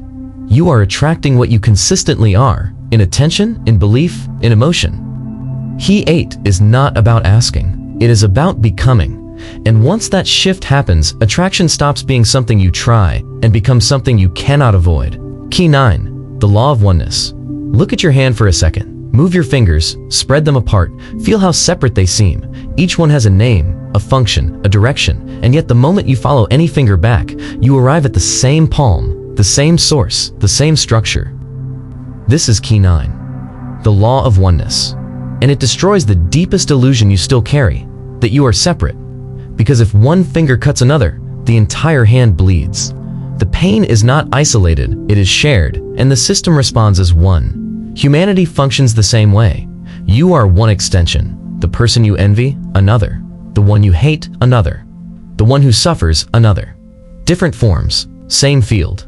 You believe you are separate because of space, the apparent gap between bodies, but the law tells you that space is not empty. It is a medium, a field, a continuous structure that connects everything into one indivisible system. You are not a drop in the ocean, you are the ocean expressed at a point. Everything is connected. The question then becomes unavoidable. Why do you feel alone? Why does it feel like survival is a fight against the world? Because of the ego. The ego is not evil. It is functional. It draws boundaries, defines identity, protects the organism. It says, this is me, that is not me, and it uses the skin as a border. But that border is practical, not absolute. At the atomic level, there is no edge. Your body is in constant exchange, atoms moving in and out with every breath, every contact, every moment. The air you inhale has passed through countless other lungs. The matter that forms you has been part of other forms. You are not isolated. You are recycled. You are continuous with everything. Separation is a perception, not a reality. Think of a wave in the ocean. It rises, takes shape, compares itself to other waves, bigger, smaller, stronger. But the wave is not separate from the water. When it crashes, the form disappears, but the substance remains. You are the water. Your identity is the wave. Forms change. The underlying reality does not. Now move from metaphor to physics. There is a phenomenon known as quantum entanglement. Two particles once connected remain linked regardless of distance. Change one and the other responds instantly, without signal, without delay, beyond what classical physics allows. Distance does not separate them, because at a deeper level, they are not two. They are one system expressed in two locations. If everything in the universe originated from a single point, as modern cosmology suggests, then every particle is still connected at some level to every other particle. That includes you, your body, your thoughts, your actions. Nothing you generate remains local. Everything enters the field. This is where the law becomes practical. Ethics changes, not as morality, as logic. If everything is connected, then harming another is not external, it is internal. It is the system acting against itself. The effect may not return immediately in the same form, but the imbalance must resolve because the system seeks coherence. Take something from another and the system registers loss. That pattern returns, maybe not as money, but as instability somewhere else, peace, trust, relationships. The form varies. The correction does not. The same applies in reverse. When you support, elevate, or contribute, you are not losing. You are reinforcing a pattern that returns through the same system you exist in. Giving is not sacrifice. It is investment in the field you live inside. This is why judgment is destructive. When you attack another, you reinforce that pattern within the system, and because you are part of that system, you experience it. The energy does not disappear. It circulates. The law is not moral. It is structural. Now shift to something more subtle. Competition. You were taught that for you to win, someone else must lose, that resources are limited, that success is scarce, that life is a zero-sum game. That belief comes from separation. The law of oneness operates differently. Creation expands the system. Light does not diminish when shared. One flame can ignite another without losing itself. Value works the same way. When something real is created, an idea, product, a solution, the system grows. If you see another success and feel threatened, you reinforce scarcity. If you see it and recognize expansion, you align with abundance. The signal you emit determines what you experience next. Now bring this into relationships. The law of correspondence said the other is a mirror. The law of oneness goes further. The other is not just reflecting you. The other is you, expressed under different conditions, different history, different inputs, same underlying system. When you see someone acting from pain, you are witnessing a pattern in the field. When you react with hatred, you reinforce it. When you respond with understanding, you dissolve it. Forgiveness stops being emotional. It becomes intelligent. Holding resentment is like circulating poison in a closed system and expecting it to affect only one part. It doesn't. It returns, which is why releasing it is not weakness. It is maintenance of the system. Now consider scale again. The individual is not isolated from the collective. Changes in one part influence the whole. There is a threshold effect. When enough individuals shift a pattern, the system adjusts and the change becomes easier for others to access. Your work is not just personal, it is systemic. When you resolve something internally, you reduce resistance in the field. Others benefit, even without contact. You are not acting alone. You are contributing to a network. This explains something you've already experienced. Thinking of someone, and they contact you. Sensing something is wrong, and it is. These are not anomalies. They are signals moving through a connected system. Communication is not limited to words.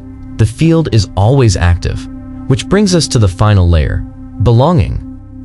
The modern sense of isolation is not just psychological, it is structural disconnection from the system. When you perceive yourself as separate, you experience instability, anxiety, disorientation. Reconnect, and the system stabilizes. Nature does this immediately. Stand in it long enough, and the sense of separation weakens. The body recognizes the continuity. You are part of it. You always were. The law of oneness does not ask you to believe anything. It shows you something simpler. You were never outside the system. You were never separate from it. The only thing that changed was your perception of where you end. Key 10, the law of assumption. Key 10, and this is the shortcut. Forget the language of asking, attracting, waiting, or hoping, because those words already contain the poison. They imply distance. They imply that what you desire is somewhere outside you, somewhere far away, and that you must negotiate with time, merit, or circumstance to bring it near. That is the long road. That is the road of the beggar. The law of assumption offers another path, a shorter one, a bolder one, a path for the mind willing to offend logic and step directly into authorship. This is the key Neville Goddard made famous in modern times, though the principle itself is far older than Neville, older than self-help, older than modern metaphysics. Kings used it, prophets used it, mystics used it, and they protected it because it is dangerous in the hands of the conformist. Its axiom is one of the most radical ever spoken in this field. An assumption, though false, if persisted in, will harden into fact. Read that slowly. Though false, not probable, not realistic, not supported by evidence. False, according to the senses. False according to current circumstances. False according to the visible world. And yet, if persisted in, it hardens into fact. Why? Because the law of assumption begins from a premise almost no one is willing to live by. Physical reality is not the cause of consciousness. It is the delayed effect of consciousness. The world is not the master. It is the mirror. And if the world is a mirror, then waiting for it to change first is insanity. If you want the reflection to smile, you do not stand in front of the glass begging it. You smile first. The mirror follows. To assume means to take a state upon yourself before the world confirms it. To appropriate inwardly what has not yet appeared outwardly. To live from the end rather than toward it. That is the crucial distinction. Attraction says, I want to travel. Assumption enters the street in imagination, feels the rain on the skin, hears the sounds of that city, and returns inwardly from the trip as someone who has already been there. This is why the law begins by killing hope. Hope sounds noble, but metaphysically it is still distance. Hope says, not yet. Hope says, someday. Hope keeps the thing you desire on the other side of a wall, and then asks you to worship the wall. No one hopes for what they already possess. You do not hope to have your shoes on while you are wearing them. You know it. In the same way, Constant desire is not proof of power. It is usually proof of lack. As long as you remain the person who wants the money, wants the relationship, wants the healing, you remain identified with the absence of those things. The law of assumption demands a subtler but far more violent shift. You must stop being the one who wants and become the one who is. This is why the phrase "I am" carries so much force. Anything you join to those two words becomes an inner decree. I am poor, I am unlucky, I am unwanted. These are not descriptions, they are assumptions, and the world, being obedient to assumed identity, arranges itself around them. The opposite is also true. To assume is to put on the state before the cloth exists, to wear the emperor's robe while the senses still call you naked, and to carry that invisible robe with such natural dignity that reality is forced to weave visible fabric around your conviction. That sounds easy until the senses begin to scream. This is the great test, and this is where almost everyone fails. Your eyes look at the bank account and report zero. Your body reports discomfort. Your bed reports absence. Your bills report pressure.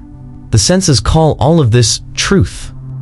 The law of assumption says something harsher and higher. The senses are historians, not prophets. They are showing you the after-image of former assumptions, the light of an old star that died long ago but is only now reaching your eyes. What you are seeing today is materialized yesterday. Your current poverty, your current loneliness, your current limitation. These are not the final word. They are the delayed projection of previous inner states. If you bow to them as final authority, you reactivate them. If you understand them as old light, you can stop worshiping the evidence of the past and begin issuing a new command. This is what Neville called brazen impudence, the audacity to deny the final authority of appearances.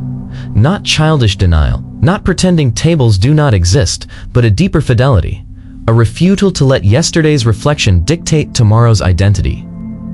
Then comes the technical key that separates amateurs from practitioners, thinking of the end versus thinking from the end. Most people think of the desire as something outside themselves. They picture the house the way a stranger looks through a shop window. They think about money the way a hungry person stares at food behind glass. That posture contains distance. There is still a split.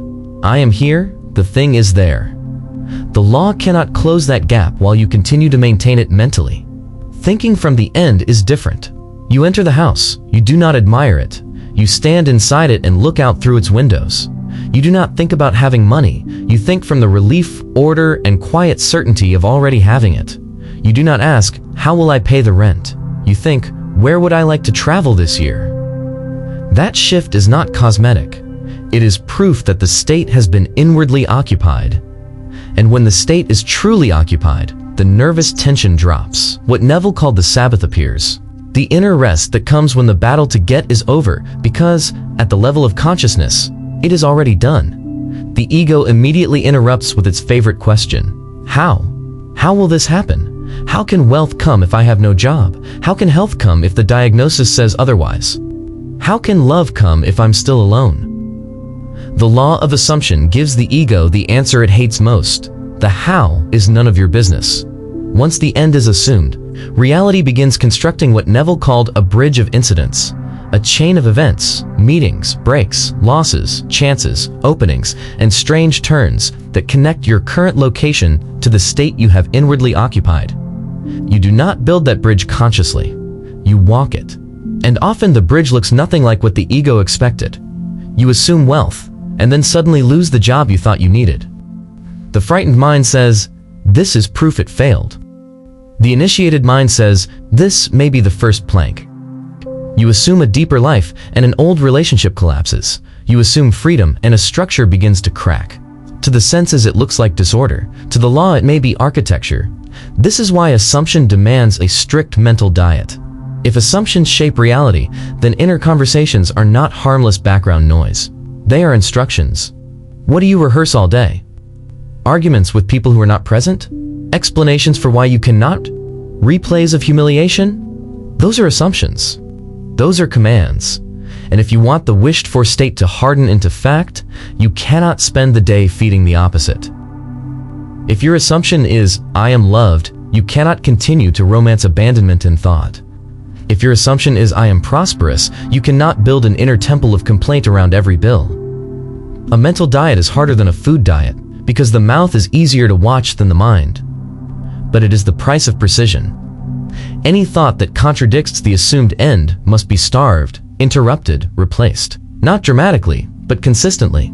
You begin speaking inwardly from the identity you have taken. How grateful I am. How peaceful this feels. How naturally this fits me now. The outer room may still be empty, but the inner conversation is already inhabited. Neville's most powerful practical tool for this was SATS, the state akin to sleep. This is the doorway. It is that threshold just before sleep, when the body is heavy, the critical mind is tired, and the subconscious stands open. In that state, do not visualize the process. Visualize the end. Choose a short scene that would imply fulfillment. Someone congratulating you, a loved one embracing you, your hand resting on the steering wheel of the car already owned, the feeling of signing the contract already completed. Keep the scene brief. Loop it. Add texture.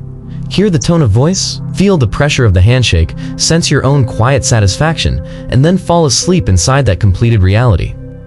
Why? Because during the day, the analytical mind interferes, argues, corrects, resists. Near sleep, that guard weakens. The subconscious receives more directly. This is why every night becomes an opportunity for conception. If you fall asleep in fear, you plant fear. If you fall asleep in fulfillment, you plant fulfillment. The last atmosphere you impress upon consciousness before sleep is not trivial. It is seed work. From there, Neville makes his most radical move. Everyone is you pushed out. In plain language, people in your world tend to occupy the roles your assumptions assign them. If you assume your father is critical, your partner unreliable, your boss dismissive, you may be holding them in that position more tightly than you realize. This does not erase complexity or other people's agency, but it does point to something uncomfortably real. Your assumptions about others become the script through which you experience them. Change the script, and behavior often begins to shift in ways the logical mind calls impossible. Do not fight the actor. Rewrite the role. Assume better. Assume your boss now values your work. Assume your partner is faithful and warm. Assume people enjoy helping you. Assume the world does not resist your existence. Hold the new role more firmly than the old evidence. Then watch what begins to reorganize. The metaphysical explanation beneath this is Neville's view of the fourth dimension. In three-dimensional space, life looks linear, past, present, future, one event after another. In four-dimensional consciousness, all states already exist. The wealthy version of you, the poor version, the healthy version, the broken version, they are all like rooms in an infinite house. Assumption does not create the room from nothing. It enters it. It leaves one chamber and inhabits another. That is why the process can feel strange at first. You are mentally living in a room the senses have not yet caught up with. But if you remain there long enough, it stops feeling strange. It becomes natural. And naturalness is the secret. As long as the desire feels extraordinary, magical, unbelievable, it remains distant from identity. The millionaire who truly is a millionaire does not tremble every morning in awe of his own bank account. It is normal. The healed person does not spend all day gasping at health. It is natural. The goal of assumption is not excitement. It is normalization. When the desired state feels like the most ordinary thing in the world, when of course replaces what if, manifestation accelerates because there is no internal contradiction left. Then comes the only rule that matters after all techniques are understood: persistence. What if nothing seems to happen? What if a week passes, or a month, and the facts still insult your assumption? Persist. Physical reality has inertia. It does not reverse direction like a thought does. A large ship, even when the engines are changed, continues moving for a while under previous momentum. So does your world. If you panic and reverse your inner command, every time appearances disagree, you restart the process from the beginning. Persistence is not mere repetition. It is loyalty to identity under sensory contradiction. This is the divine stubbornness Neville demanded. Not accepting no from the facts. Not because facts do not exist, but because facts are late. Reality may resist at first, the way any old structure resists demolition. But if you remain faithful to the assumed end, it yields. That is the shortcut. Not asking, not hoping, not chasing, assuming it is already done. The only remaining question is whether you are bold enough to live as if that were true before the world dares to admit it. Key 11. The Law of Detachment, Faith. Welcome to the cruelest trap in metaphysics. Not the lack of desire, not the lack of effort, not even the lack of faith in the usual sense. What destroys most people is far more subtle. They grip too hard. They cling, they suffocate the very thing they say they want, and then call the silence of the universe a mystery.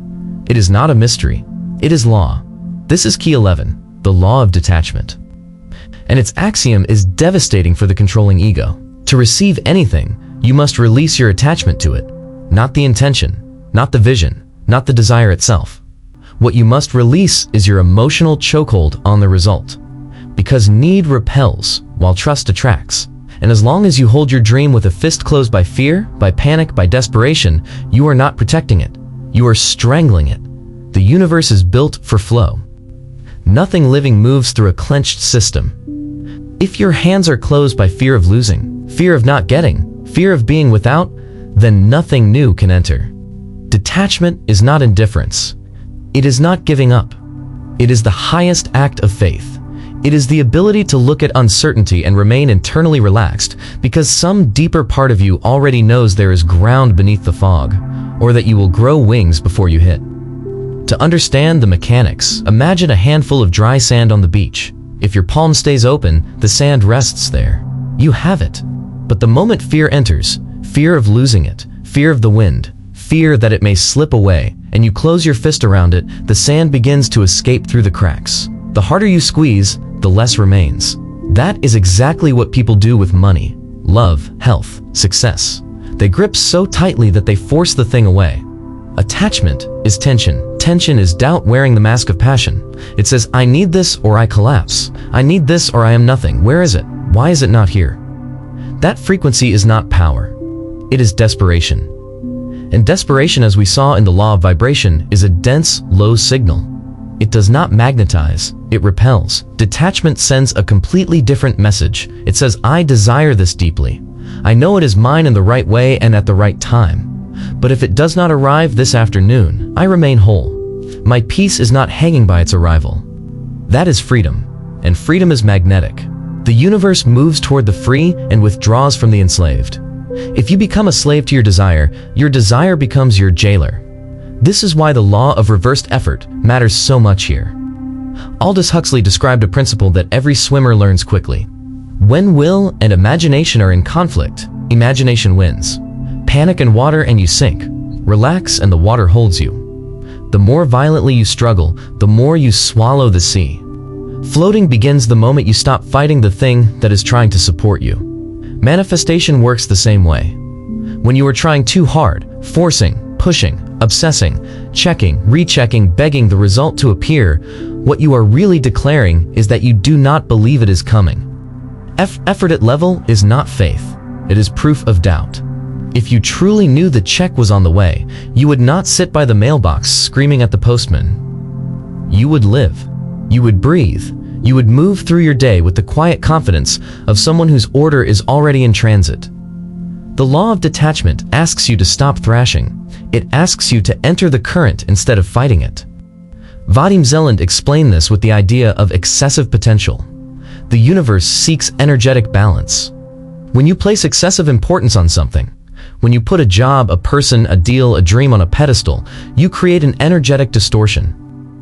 You stretch the field too far in one direction, and the system responds by generating balancing forces. Those balancing forces often do not reward your obsession. They move the thing away so the tension can decrease. This is why the person who desperately wants the job often sabotages the interview. Why the one who idolizes a partner pushes that partner away. Why the person who treats money like a god keeps finding that money remains just beyond reach. The problem is not desire. Problem is the dramatic weight attached to it. Lower the importance, and the resistance relaxes. Say, this would be wonderful and I welcome it, but if this exact form does not happen, I am still anchored. That simple shift removes the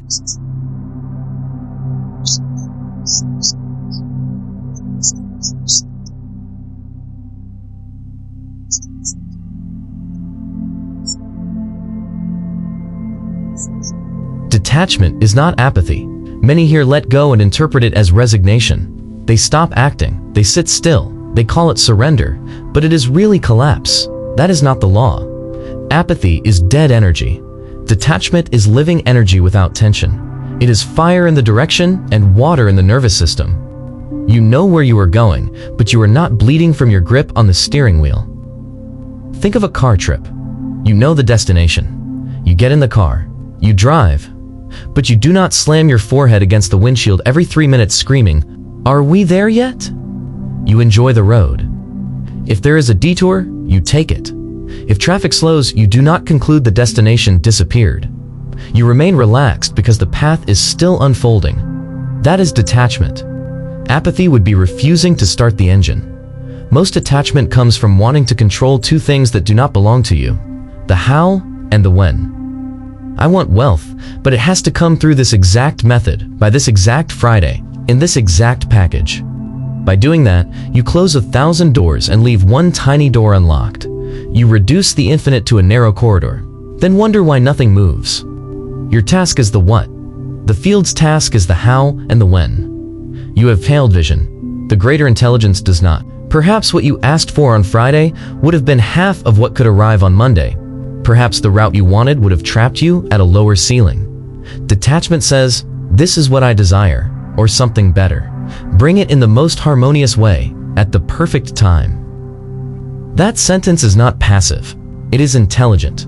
It leaves room for the bridge you cannot yet see. This is brutally clear in relationships. When one person pursues another with desperation, calling, checking, chasing, pleading, the energy becomes heavy. It occupies all available space. There is no room left for the other person to move toward them. But then something strange happens. The moment the pursuer lets go, the pressure disappears, and often the phone rings. Why? Because pushing stopped. A vacuum appeared. Detachment created space. If you love something, set it free is not sentimental advice. It is energetic precision. True detachment says, "I love you enough not to suffocate you. I want your happiness, not my control over you." And paradoxically, that secure, ungripping energy is deeply attractive. Confidence does not cling. It invites. Money behaves the same way.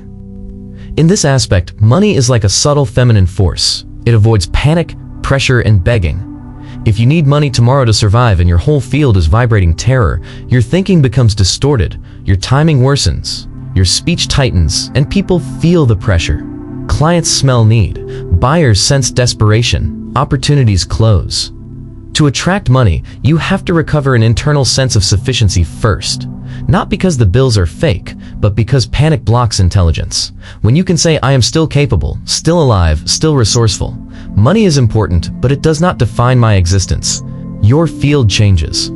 Now money can approach because you are no longer worshiping it. When you play with it rather than kneel to it, it moves toward you more easily. So how is detachment practiced in real time? Through surrender. Not surrender to defeat, but surrender to the deeper intelligence already organizing the process. There comes a point in every true manifestation where you have to stop handling it mentally.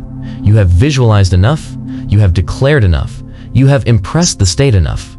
Now comes the final act, release. The archer can draw the bow with perfect skill, but if he never lets go of the string, the arrow never flies. At some point you must say, "It is done. I hand this over." That can even be made physical. Write the desire on paper, read it with feeling, then burn it, fold it away, cast it into the sea, place it under a stone, whatever symbolizes release. The ritual itself is not magic. The meaning is. It tells the nervous system, "I am no longer digging up the seed every hour to check if it is growing." From that point on, worry becomes a violation. Every time it returns, the answer must be the same. No, it is already in process. Beneath attachment lies a deeper fear, the fear of loss. We think that if the job disappears, if the person leaves, if the dream fails, our life ends with it. But the law teaches something else. In the universe, nothing is truly lost. It is transformed. If something leaves, sometimes it is because its cycle ended. Sometimes it is because space is being cleared for what could not enter while your hands were still full of the old. What looks like disaster is often replacement. What feels like theft is sometimes rescue. The universe may be taking a broken toy from your hand so it can finally give you what belongs there. If fear is too strong to let go, then use a psychological key. Face the worst case directly. Ask, what is the worst that could happen if this exact desire did not arrive? I move back home? I stay single longer? I start again? Fine. Then ask the deeper question, would I survive that? And the answer almost always is yes. You would survive. You would hurt, adapt, rebuild, continue. The moment you truly accept that, fear loses its thanks. You discover that you are larger than the result. And paradoxically, once the result no longer holds your identity hostage, it begins to come closer. This is why faith and detachment are inseparable. St. Paul called faith the substance of things hoped for, the evidence of things not seen. If you must see first, then you do not have faith. You have eyesight. Detachment is what faith looks like in behavior. It is sleeping peacefully while your world is not yet arranged. It is staying calm in debt without collapsing into panic. It is remaining open while the old structure still trembles. And the cruelest part is this. The universe often tests detachment at the exact point of maximum pressure. Just before the opening, things may look worse. Just before the bridge reveals itself, the fog may thicken. That is the exam. If in that moment you panic, clutch, scream, and grab for the wheel, you break the state. But if in that exact moment, when tension is highest, you relax your grip, breathe, and say, I trust, this too is part of the bridge, then something shifts. The wall opens. That is why detachment at the moment of greatest tension is not weakness. It is mastery. Key 12. The law of forgiveness. Emptying. You have learned how to direct the mind, raise the vibration, shift the polarity, plant the cause, assume the end, and let go of the result. And yet, even after all that, many people still feel the same invisible drag, as if one foot were pressing the accelerator of desire while the other remained frozen on the brake of the past. This is key 12, the final forbidden key. And it is the one most people avoid, because it asks for the hardest act of all. Not more effort, not more control, not another technique, but surrender of the ego's old poison. This is not morality. It is not a sermon about being good. It is fluid mechanics. If a pipe is blocked, the water does not care how noble your intentions are. It will not pass. If a house is crammed with broken furniture, new furniture cannot enter. If a cup is already full of vinegar, mud, and old poison, you cannot fill it with clean wine. To receive, you must first empty. That is the law. Forgiveness and emptying are not separate things. They are the same movement seen from two angles. Empty space must be created before it can be filled. Resentment is a blockade in the pipe of abundance. Guilt is a stone in the channel. Hatred is old rust coating the walls. And that is why so many people ask, why do I not manifest? While all the while carrying a heart full of contracts with the past. The answer is often here, not in their technique, but in their grip. Hate is dense, sticky, contracted energy. Wealth is expansive. Love is fluid. Peace is open. These states do not coexist easily. A heart closed by resentment is a closed fist, and a closed fist cannot receive money, affection, rest, or grace. It can only tighten. So the first principle is physical. Nature abhors a vacuum. Remove the air from a bottle and the system strains to fill the gap. Create empty space and life rushes toward it. The same law applies inwardly. If you want new clothes, the old ones must leave the closet. If you want a new love, the old love or the old resentment must stop occupying the chair. If you want new ideas, you must clear out old mental furniture, the prejudice, the nostalgia, the injury you keep polishing like a relic.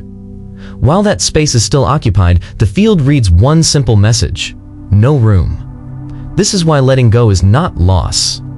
It is declaration. I trust reality enough to release what no longer belongs to me. The hoarder vibrates in fear, the cleaner vibrates in trust, and the universe always moves toward open space. Emptying creates suction. It invites. Then comes resentment. Holding on to hate is like drinking poison and expecting the other person to die. Everyone has heard the line, very few examine it. So, examine it. When you remember the offense, who feels the contraction? Who produces the cortisol, the adrenaline, and the tightened jaw, the sleepless body? You do. The other person may be sleeping peacefully while your body reruns the wound like a machine under overload. Your hatred does not sit in their blood, it sits in yours. That is why resentment corrodes. It oxidizes the nervous system. It hardens the face, the stomach, the arteries, the hormonal rhythm. Sometimes what shows up as illness is not only biological malfunction, but a sentence that has remained trapped in the cells for years. I do not forgive. Forgiveness then does not mean what happened was right. It does not mean reunion. It does not mean approval. It means something colder and wiser. I refuse to continue poisoning myself for your crime. That is intelligent selfishness. That is the moment you take your life back. Metaphysically, hate also creates a bond. Love creates a thread of light. Hate creates an iron chain. In both cases, attention is tied. Think of the person you still hate. They live in your head without paying rent. They take your mornings, your rehearsed conversations, your private energy. Where your attention goes, your energy goes. And if your attention remains chained to your enemy, then you are feeding them with your life force. Forgiveness is the knife. It cuts the supply. It says, I release you and I release myself. You no longer get my thought, my blood, my hours, my field. At that point, the other person loses their throne inside you. They become smaller, then irrelevant, then ghost-like. And suddenly that enormous amount of mental bandwidth returns to you, no longer occupied by old war, ready at last to be used for creation. But there is something even more poisonous than resentment toward another. Resentment toward yourself. Guilt. This is the hidden block behind many forms of poverty, sabotage, and chronic stagnation. A person may say all the right things, work hard, visualize, pray, and still reject success at the deepest level, because the subconscious is running a primitive but ruthless syllogism. Guilt deserves punishment. I am guilty, therefore I must be punished. And how does that punishment appear in modern life? Sometimes through financial self-sabotage, sometimes through illness, sometimes through choosing loss again and again because some hidden court within has already decided you are not allowed to be happy. That is why self-forgiveness is not sentimental. It is economic. It is medicinal. It is the act of withdrawing the sentence. To forgive yourself is to understand that the self who made that decision, committed that error, or failed that test did so with the level of awareness available then. Not now, then. The moment you truly grasp that, innocence begins to return. Not childish innocence, but recovered legitimacy. The system no longer needs to punish a defendant who has been released. Imagine now that you are a channel. The current of life enters through you and is meant to pass through you into work, love, money, expression, creation. Resentment is like cholesterol in an artery or stones in a pipe. If the pipe is full of stones, the water does not stop existing. It simply cannot pass. You ask for more abundance, but the problem is not the source. The problem is the blockage. If the universe sent a river through a clogged pipe, the pressure would break it. So the flow remains reduced, not as punishment, but as protection. Forgiveness removes the stones. Sometimes people perform one deep act of genuine release, and money appears. Relief appears. A door opens. It looks magical. It is not. It is hydraulics. The pressure was already there. The plug was removed. The water entered. The question then comes immediately. How do you forgive what feels unforgivable? The answer is not by pretending the wound was small. Some things were devastating. Some acts from the human perspective remain monstrous. But we're not talking here about legal innocence or social reconciliation. Courts exist for justice. Cause and effect exists for balance. We are talking about spiritual hygiene.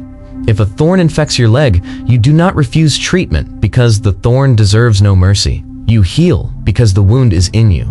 That is the logic of forgiving the unforgivable. You do it because leaving the wound open keeps destroying your own tissue. At the deepest level, this requires rising into the law of oneness. The one who harmed you acted from their own darkness, ignorance, conditioning, fracture. That does not excuse them. It explains the mechanism. Forgive them, for they know not what they do is not sentimental religion. It is structural vision. The act was real, the pain was real, but your future does not have to remain married to their blindness. There are techniques for this, and they matter because the subconscious understands action. The first is the release letter. Write to the person who hurt you, or to yourself. Write everything. No editing, no spirituality, no politeness. Put the poison on paper. Vomit it there instead of storing it in tissue. Then, end with the truth that matters most. Today I choose myself over this hatred. I release you, not because you deserve peace, but because I do. After that, burn the letter. Watch it become ash. Fire completes what intellect often cannot. The subconscious understands closure when it is enacted. The second is revision. Neville Goddard taught this for a reason. Close your eyes and revisit the event, not to relive the trauma, but to alter its emotional authority. Imagine the apology you never received. Imagine the scene ending differently. Imagine love where there was insult, dignity where there was humiliation. The point is not historical falsification. The point is nervous system liberation. You are removing the electric charge from the event. You are rewriting the place from which the body keeps bleeding. The third is cleansing through repetition, like Ho'oponopono. I am sorry. Please forgive me. Thank you. I love you. Those 4 phrases, repeated toward the memory, toward the debt, toward the wound, function like a psychic solvent. They do not solve the event outwardly. They dissolve its toxic residue inwardly. And that is where freedom begins. How do you know forgiveness is real? Not because you gave a speech about it. Not because you said, I forgave. Real forgiveness has a symptom. Indifference, not coldness, not suppression, neutrality. You can hear the name, and the body does not contract. You can remember the story, and it no longer owns your chemistry. The person becomes like a chair in the room, an object in the field, no longer a switch controlling your bloodstream. If the stomach still twists, then it is not finished. That is not failure. It is information. As within, so without, so external emptying accelerates internal emptying. Go to the closet, go to the garage, throw away what is broken, expired, dusty, loaded with stale memory. Donate what no longer belongs to the identity you are becoming. Open space. Clean corners. Move furniture. Sometimes a stuck sofa really does correspond to stuck money. Sometimes old objects are energetic anchors to dead chapters. The act of clearing says to the field, I am ready for the new, and the body feels it immediately. The highest level of forgiveness, though, is not mere release. It is gratitude. Not fake gratitude. Not spiritual performance. Real gratitude. The moment you look back at a betrayal, a humiliation, a season of loss, and see not that it was good, but that it carried a hidden instruction without which you would still be smaller, weaker, or asleep. Then the alchemy is complete. The curse becomes curriculum. Lead becomes gold. You stop being the one to whom life happened and become the one who extracted power from what life delivered. And that is why this is the final key. Because after all the laws of mind, vibration, polarity, rhythm, cause, attraction, assumption, and detachment, there still remains one last act before real reception becomes possible. Empty the cup, open the hand, clear the pipe, and let life enter.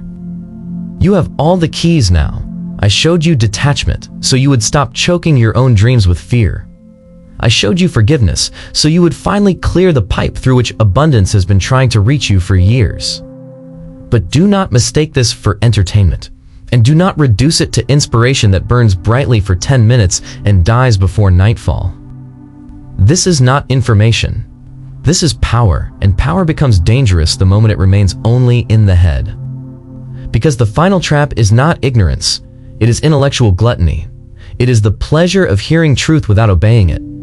It is the comfort of nodding at a revelation and then returning unchanged to the same habits, the same complaints, the same small resentments, the same daily worship of traffic, exhaustion, fear, and victimhood. If you do that after hearing all of this, you do not merely waste time, you commit a quiet betrayal against yourself. Knowledge that is not used does not remain neutral. It decays, it rots, it becomes dead weight in the mind. To know and not to act is another form of sleep. That is why I do not want you to become a collector of laws, a librarian of universal principles, someone who can quote metaphysics while still trembling before life. I want you to become an operator of reality. I want your life, not your notebook, not your playlist, not your saved videos, to become the laboratory where these laws are tested, proven, sharpened, and lived. So do not believe me. Do not believe a single word simply because it sounded beautiful, or powerful, or ancient. Doubt it. Doubt me. Doubt the whole thing. But then do something braver than belief and far rarer than skepticism. Test it. Take one law, just one, and stop playing with it like a toy. Take the law of assumption, for example, and enter it with full seriousness. For 24 hours, move through your house as if you were already the person you claim you want to become. Speak from that identity. Dress from that identity. Respond to people from that identity. Look at the empty bank account and refuse to grant it authority. Look at the current problem and refuse to let it define your state. Practice the brazen impudence of one who has already crossed the bridge. Then watch. Watch how the atmosphere around you begins to bend. Watch how people speak to you differently. Watch how a coincidence appears. Then another, like flowers forcing themselves through desert soil after years of drought. And when the first undeniable shift arrives, and if you apply the law, you will feel something click inside your mind. At that point, this will no longer be belief. It will no longer be motivation. It will become gnosis, knowledge by direct encounter. Knowledge your body trusts because your life has verified it. And once that happens, something else dies forever. Your fear of life. Because you will understand that you were never a helpless leaf tossed by a blind wind. You were the wind, all along, forgetting its own force while staring at the leaves. And once you see that, you cannot fully go back to sleep. Once you have seen the strings, the puppet show cannot control you in the same way again. You have bitten the apple. You have stepped out of the cave. The sunlight will sting at first. It always does. People around you may notice. They may tell you that you have changed, that you have become strange, unrealistic, too intense, too different from who you were before. Smile, not with arrogance, but with compassion, because they are defending the prison that still feels safe to them. They call realism wisdom, when most of the time it is merely obedience to inherited limitation. They call vision foolishness, because vision threatens the comfort of the herd. Let them remain where they choose. You have remembered something they have not. You are not a powerless creature begging the universe for crumbs. You are a being in amnesia, and memory is returning. So when you stand in front of the mirror today, do not stop at the surface. Do not stop at the wrinkles, the tiredness, the mistakes, the years, or the story. Look deeper. See the infinite light inside that temporary suit of flesh. See the observer who collapses possibility into fact. See the alchemist who can take the lead of fear, shame, and failure and turn it, law by law, into gold. See the air, because that is what you are. All the forces you thought were outside you, light, gravity, time, energy, rhythm, magnetism, are not enemies. They are waiting, but they are waiting for clarity, waiting for an order strong enough to organize around. Waiting for a consciousness that no longer whispers in contradiction, but speaks with authority, steadiness, and love. So stop asking permission to exist.